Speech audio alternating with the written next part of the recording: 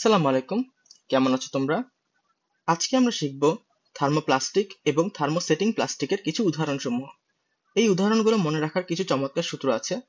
যেমন আমরা যদি দেখি, এরকম একটি সূত্র হচ্ছে IBM 3 পিন।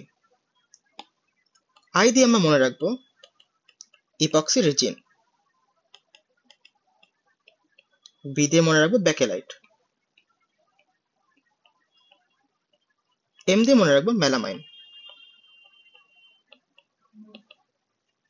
এবং 3P দিয়ে তিনটা হবে।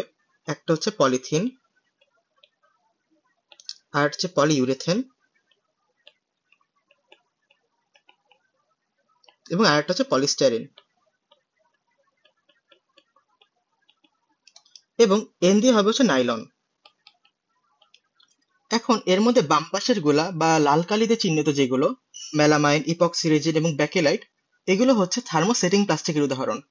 এবং ডান দিকে এবং বা নীল কালি দিয়ে যে চিহ্নিত গুলো পলিথিন, পলিইউরেথেন, পলিস্টাইরিন এবং নাইলন, এগুলো হচ্ছে থার্মোপ্লাস্টিকের উদাহরণ। আশা করি বুঝতে পেরেছো। ধন্যবাদ।